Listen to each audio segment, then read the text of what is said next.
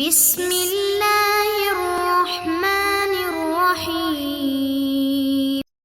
بسم اللہ الرحمن الرحیم۔ السلام علیکم ورحمۃ اللہ وبرکاتہ۔ عزیز طلبہ، آج مسند امام اعظم کا سبق نمبر 20 ہے، اور اس سبق کے اندر ہم گوشت اور آگ پر پکی ہوئی چیز کھانے سے وضو کا کیا حکم ہے اس کی تفصیل پڑھیں گے۔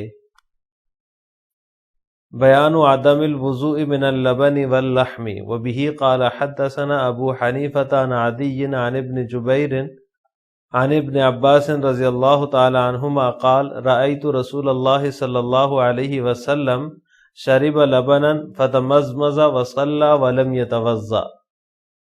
حضرت ابن عباس رضی اللہ تعالی عنہما سے مروی ہے، وہ فرماتے ہیں کہ میں نے رسول اللہ صلی اللہ علیہ وسلم کو دیکھا کہ آپ نے دودھ نوش فرمایا، فتمزمزا پھر کلی کی، وصلى اور نماز پڑھی، ولم يتوضأ اور وضو نہیں فرمایا۔ اس سے اگلی روایت ہے، وبه قال حدثنا ابو حنیفۃ عن ابی الزبیر عن جابر قال اکل النبی صلی اللہ علیہ وسلم مرقا بلحم ثم صلى۔ حضرت جابر رضی اللہ تعالی عنہ سے مروی ہے، وہ فرماتے ہیں کہ ایک مرتبہ نبی کریم صلی اللہ علیہ وسلم نے گوشت تناول فرمایا، پھر نماز پڑھی۔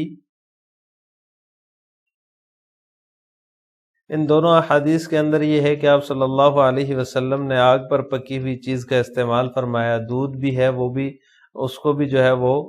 آگ پر پکایا جاتا ہے، گرم کیا جاتا ہے، اور اسی طرح گوشت جو ہے وہ بھی آگ پر پکایا جاتا ہے۔ تو آپ صلی اللہ علیہ وسلم نے دودھ پی کر کلی فرمائی اور پھر نماز پڑھ لی، لیکن وضو نہیں کیا۔ اور دوسری روایت میں ہے کہ آپ نے ایک مرتبہ گوشت تناول فرمایا، پھر نماز پڑھی، یعنی کہ وضو شضو نہیں کیا، وضو پہلے سے تھا، آپ نے گوشت تناول فرمایا اور وضو کیے بغیر ہی پھر نماز پڑھی، دوبارہ وضو نہیں بنایا۔ عزیز طلبہ، یہ جو مسئلہ ہے آگ پر پکی ہوئی چیز یا گوشت وغیرہ کھانے سے وضو ٹوٹتا ہے یا نہیں ٹوٹتا، اس بارے میں صحابہ کرام کا اختلاف تھا۔ حضرت عائشہ، حضرت عبداللہ بن عمر، حضرت ابو ہریرہ رضی اللہ تعالی عنہم وغیرہ جو حضرات تھے، ان کا یہ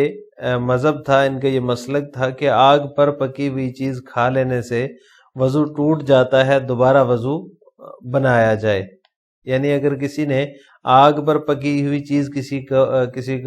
کسی چیز کا جو ہے وہ اس کو کھایا، اس کو تناول کیا، تو پھر اس کا وضو ٹوٹ جائے گا، اس کو چاہیے وہ نماز پڑھنے سے پہلے دوبارہ وضو بنائے۔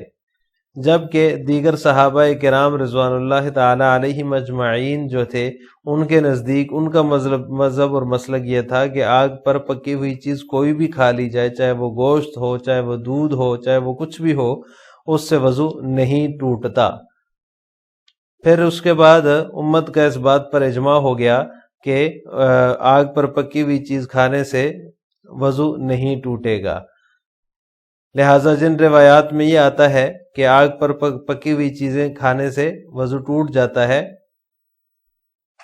جیسا کہ ایک مشہور حدیث ہے، الوضو مما مست النار، وضو ہے اس چیز سے جس کو آگ نے چھوا ہو، یعنی جس چیز کو آگ پر پکایا جائے اس کے کھا لینے سے وضو ٹوٹ جاتا ہے، دوبارہ وضو بنانا چاہیے۔ تو ان احادیث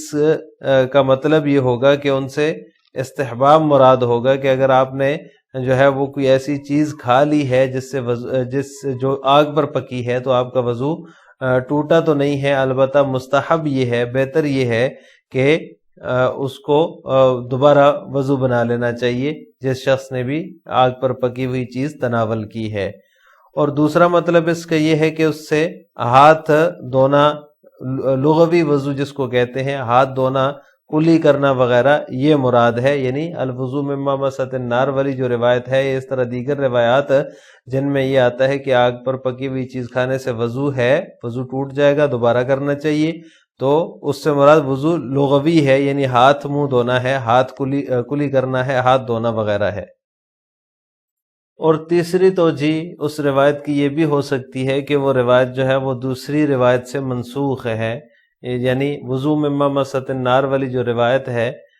وہ منسوخ ہے اس روایت سے جس کو حضرت جابر رضی اللہ تعالیٰ عنہ نے روایت کیا ہے، وہ روایت یہ ہے کہ کانا آخر الامرین من رسول اللہ صلی اللہ علیہ وسلم ترک الوضوء مما مست النار۔ آپ صلی اللہ علیہ وسلم کا جو آخری عمل تھا وہ مما مست النار سے ترک وضو کا تھا، یعنی آپ صلی اللہ علیہ وسلم نے پہلے ایسا کیا تھا، پھر بعد میں جو ہے وہ آپ صلی اللہ علیہ وسلم نے مما مست النار یعنی آگ پر پکی ہوئی چیز کھانے سے وضو نہیں فرمایا، وضو کو ترک فرما دیا تھا، تو لہٰذا وہ منسوخ ہو جائے گی اور اس کی ناسخ یہ والی روایت ہو جائے گی۔ حضرت جابر رضی اللہ تعالیٰ عنہ کی روایت ہے جس کو سنن اربعہ میں نقل کیا ہے ائمہ محدثین نے کہ آپ صلی اللہ علیہ وسلم کا جو عمل تھا، آخری عمل تھا، وہ ترک وضو کا تھا، وضو کا نہیں تھا کہ آپ نے کوئی چیز پکی ہوئی کھائی اور اس پر پھر وضو فرمایا۔ اونٹ کا گوشت کھانے سے وضو کا حکم، یہاں تک تو مطلق بات تھی کہ کسی بھی جانور کا گوشت جو ہے وہ آگ پر پکا ہوا ہو اس کو کھانے سے، یا کسی بھی چیز کو جو آگ پر پکی ہوئی ہو اس کو کھانے سے وضو ٹوٹتا ہے یا نہیں، جس کی تفصیل گزر چکی۔ لیکن یہاں ایک اور مسئلہ ہے کہ امام احمد بن حنبل رحمہ اللہ تعالیٰ فرماتے ہیں کہ اگر وضو کر لینے کے بعد کسی نے اونٹ کا گوشت کھا لیا تو اس کا وضو ٹوٹ جائے گا، لیکن جمہور امت جو ہے، جو کہ جمہور ہیں جس میں ائمہ ثلاثہ بھی ہیں، امام شافعی، امام